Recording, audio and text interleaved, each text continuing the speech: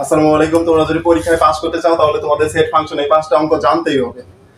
তো এই পাঁচটা অঙ্ক আমরা কিভাবে করব সেটা আমরা শুরু করতেছি। ফার্স্ট আমাদের প্রথম ম্যাথটা হচ্ছে ফাংশন অফ এক্স ইকুয়াল এত হয় তবে দেখো যে এটার মান কত। আমরা ফার্স্টে লিখবো, দেওয়া আছে function of x equal 2x plus 1 divided by 2x minus 1। আমাদের এখানে function of 1 by x square plus 1 এবং function by 1 by x square minus 1 এর মান নির্ণয় করতে হবে। আমরা প্রথমে function of 1 by x square এর মানটা নির্ণয় করব। এখানে function of 1 by x square equal, আমাদের যখন ব্র্যাকেটের মধ্যে x ছিল এখানে x ছিল, এখন ব্র্যাকেটের মধ্যে আমরা 1 বাই এক্স স্কোয়ার লিখেছি, তো আমাদের x এর জায়গায় হবে 1 বাই এক্স স্কোয়ার। তাহলে 1 by x square plus 1 divided by 2 into 1 by x square minus 1। এখন 2 এর সাথে 1 গুণ করলে হবে 2 divided by x square plus 1, নিচে হবে 2 divided by x square minus 1। এখন আমাদের লসাগু করতে হবে। এখানে 2 এর নিচে আছে এক্স স্কোয়ার এবং আরেকটা আছে 1, 1 এর নিচে আমরা মনে মনে একটা 1 ধরতে পারি। 1 এবং এক্স স্কোয়ারের লসাগু হবে এক্স স্কোয়ার।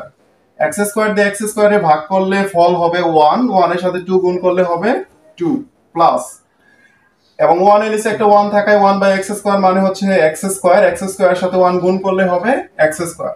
তোমাদের যদি এভাবে মনে না থাকে তাহলে 1 যদি থাকে যেটা লসাগু সেটাই লিখে দিবা, ডিভাইডেড বাই নিচে same x square. X square দিয়ে এক্স স্কোয়ারে ভাগ করলে হবে 1, 1 দিয়ে 2 রে গুণ করলে হবে 2 মাইনাস 1 দিয়ে এক্স স্কোয়ারে ভাগ করলে হবে এক্স স্কোয়ার এবং 1 এর সাথে গুণ করলে হবে এক্স স্কোয়ার।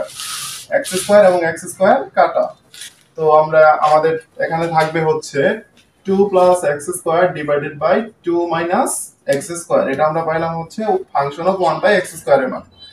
কিন্তু আমাদের এখানে নির্ণয় করতে বলছে function by 1 by x square plus 1 এবং মাইনাস 1 এর মান।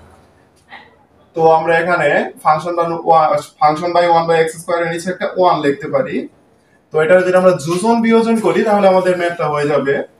তাহলে ফাংশন বাই 1 বাই এক্স স্কোয়ারের সাথে নিচে প্লাস 1 আমরা যোগ করলাম, এটা হলো যোজন, এবং ফাংশন বাই 1 বাই এক্স স্কোয়ারের সাথে মাইনাস 1 করলাম, এটা হলো বিয়োজন। সেম ভাবে এই পাশে যদি করি 2 plus x square plus 2 minus x square, এটা হলো যোজন, এবং 2 প্লাস এক্স স্কোয়ার প্লাস 2 আছে এটা কি হবে মাইনাস 2, মাইনাস এক্স স্কোয়ার আছে এটা হবে প্লাস এক্স স্কোয়ার, এটা হলো বিয়োজন।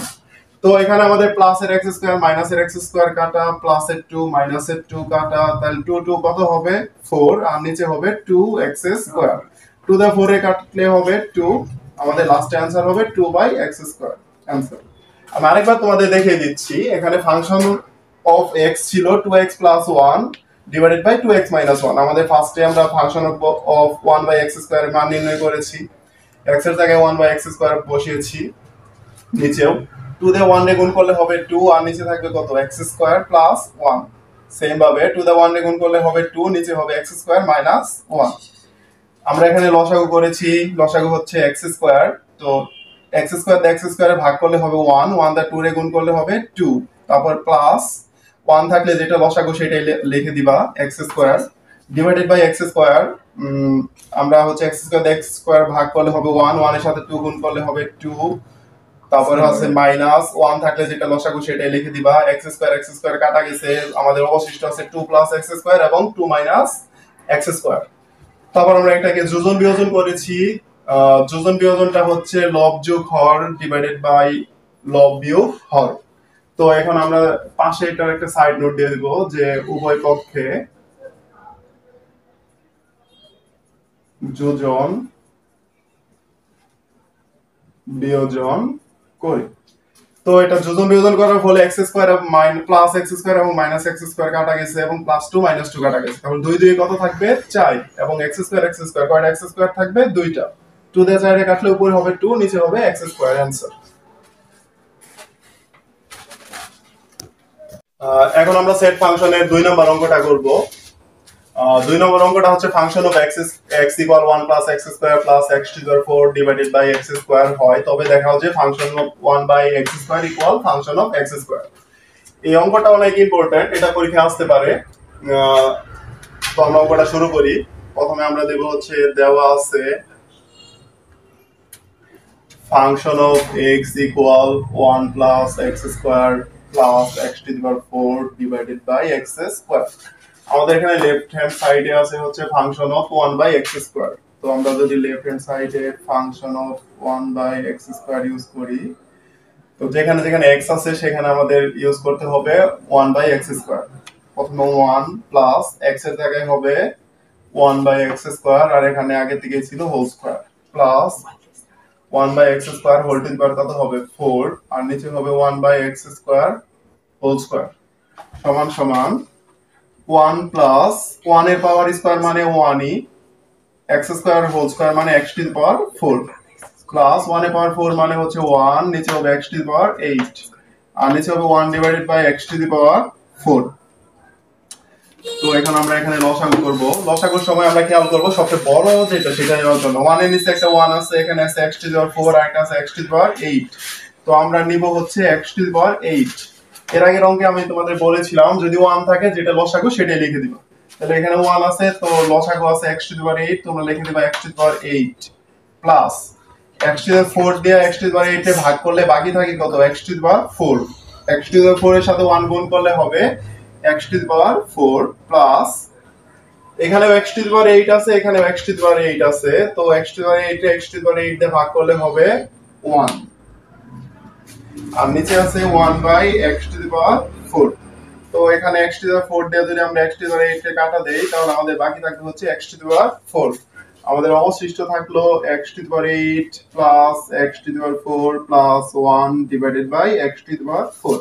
আমরা লেফট হ্যান্ড সাইডে এই মানটা পেলাম।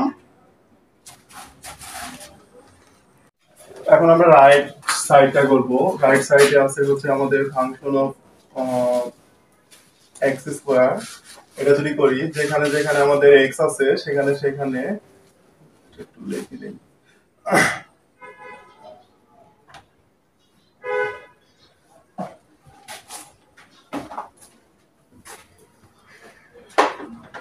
এখন আমরা রাইট সাইড করব। রাইট সাইডে আছে হচ্ছে ফাংশন অফ এক্স স্কোয়ার। তো ফাংশন অফ এক্স স্কোয়ার যদি আমরা লিখি যেখানে যেখানে এক্স আছে সেখানে আমাদের বসবে হচ্ছে এক্স স্কোয়ার, আর এখানে পাওয়ার ছিল 2 plus x square whole to the power হবে 4, আর নিচে হবে এক্স স্কোয়ার হোল স্কোয়ার। তো আমরা গুণ করলে হবে 1 plus x square whole square মানে এক্স টু দি পাওয়ার কত হয় 4 হয়, plus x to the power কত হয় 8 divided by x to the power 4। দেখো এটা কেমন হলো, আমরা 1 আছে 1 এ বসিয়েছি, প্লাস এক্স এর জায়গায় বসিয়েছি এক্স স্কোয়ার, আর এখানে পাওয়ার 2 ছিল 2 দিয়েছি, প্লাস এক্স এর জায়গায় আবার এক্স স্কোয়ার বসিয়েছি, পাওয়ার ছিল 4, নিচেও এক্স এর জায়গায় এক্স স্কোয়ার পাওয়ার ছিল 2। তাহলে হবে 1 plus x to the power 4 plus x to the power 8 divided by x to the power 4। তো আমাদের লেফট হ্যান্ড সাইডে যা ছিল রাইট হ্যান্ড সাইডে আমরা ওই মানটাই পেয়েছি। অতএব শুড এটা তো ভালো হয়ে গেল। এখন আমরা চেক ফাংশনের 3 নাম্বার ম্যাথটা সলিউশন করব।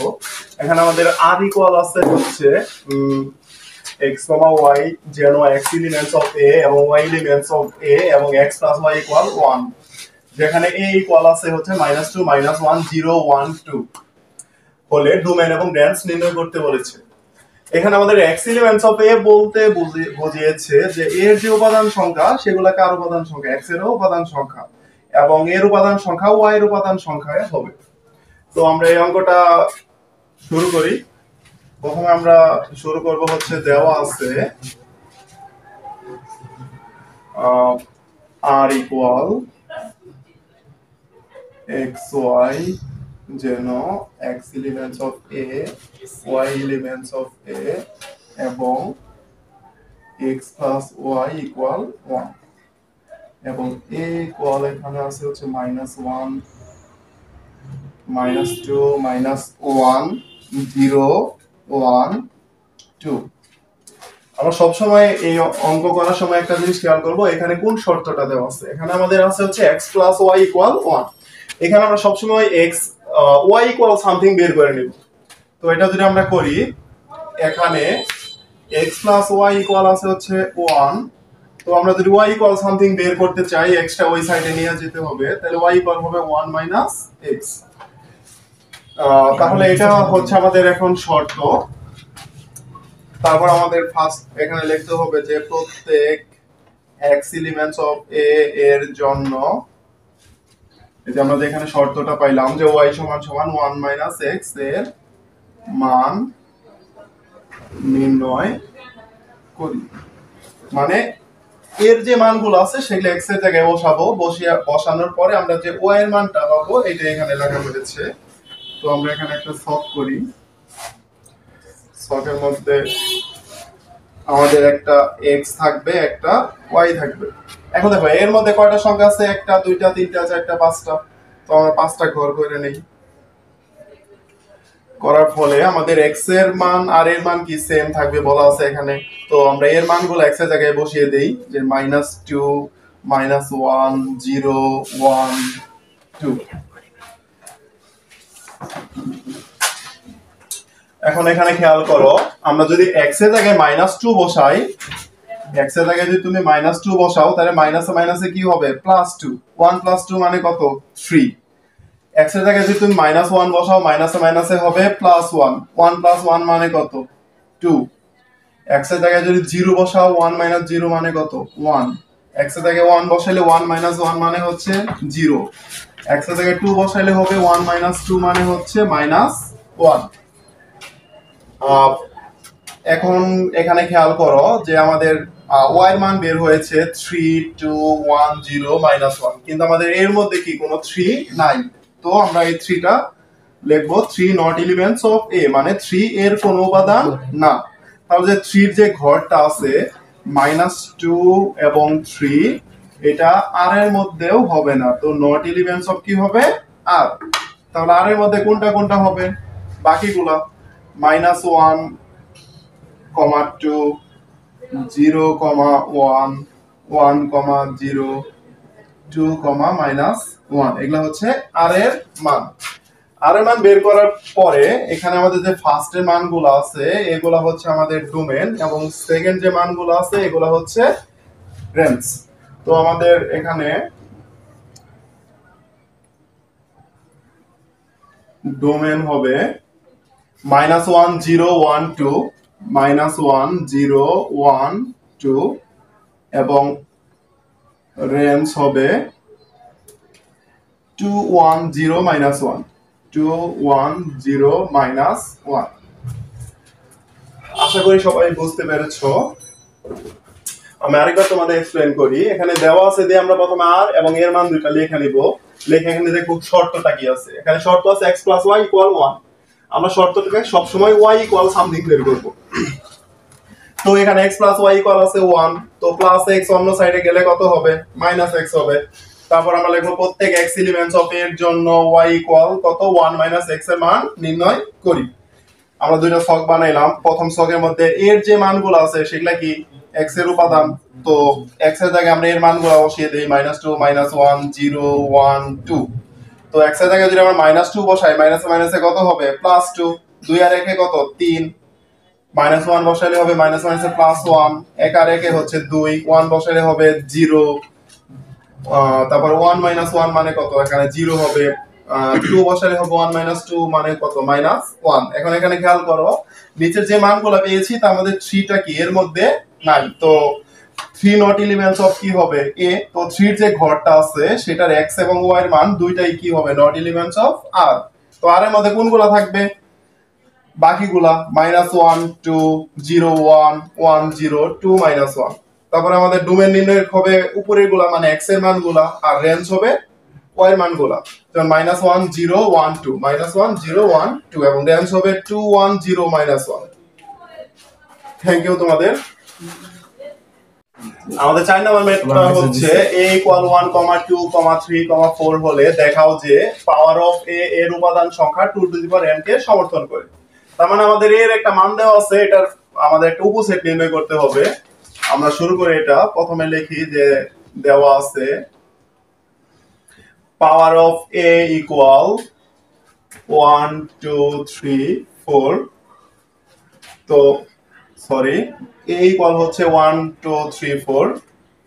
এখন আমরা পাওয়ার অফ a করব।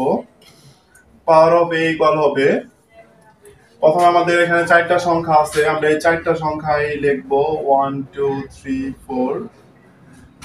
এরপর আমরা তিনটা সংখ্যা লিখবো, কারণ একই সংখ্যা এখানে দুইবার লেখা যাবে না। তো আমরা যদি তিনটা লিখি, দেখো প্রথমে খেয়াল করো, এখানে প্রথমে তিনটা যদি দেই 1 2 3 হবে। তারপর যদি আমরা 3 বাদ দেই তাহলে কত হবে? 1 2 4। তারপর আমরা 2 বাদ দেই তাহলে হবে 1 3 4। এরপর আমরা 1 বাদ দেই তাহলে হবে 2 3 4। দেখো এখন আমাদের তিনটা দিয়ে আর কোনোটা হয় না, সবগুলো আমাদের এসে গেছে এখানে। তো এখন আমরা দুইটা শুরু করব। ফার্স্ট আমরা 1 দিয়ে শুরু করব। তাহলে 1 দিয়ে শুরু করলে প্রথম আমরা 1 এর সাথে 2 নিব, 1 2। তারপর আমরা 1 এর সাথে 3 নিব, 1 3। তারপর আমরা 1 এর সাথে 4 নিব, 1 4। তো 1 দেওয়া কি আর হবে না। এখন আমরা 2 দেওয়া যদি করি, 2 এর সাথে প্রথমে আমরা কি নিতে পারি? 3 নিতে পারি, 2 3। 2 এর সাথে আমরা 4 নিতে পারি, 2 4। 2 দেওয়া কি আর হয় না, বাকি নাই কি আমাদের 3 4। তাহলে আমরা 3 4 নেই। এরপর আমাদের অবশিষ্ট থাকে সিঙ্গেল গুলা। আমরা একটা 1 নিব, একটা 2 নিব, একটা 3 নিব, একটা 4 নিব, এবং লাস্টে আমাদের হবে একটা ফাঁকা সেট। এখন দেখো এখানে কয়টা আছে? 1 2 3 4 5 6 7 8 9 10 11 12 13 14 15 16। এখন আমাদের 16টা হয়েছে। আমাদের এখানে সংখ্যা ছিল 4টা, ওইটা থেকে আমরা উপসেট পেয়েছি 16টা। তাহলে এখানে এ এর উপাদান সংখ্যা, এ এর উপাদান সংখ্যা পাওয়ার অফ এর উপাদান সংখ্যা n ইকুয়াল 4,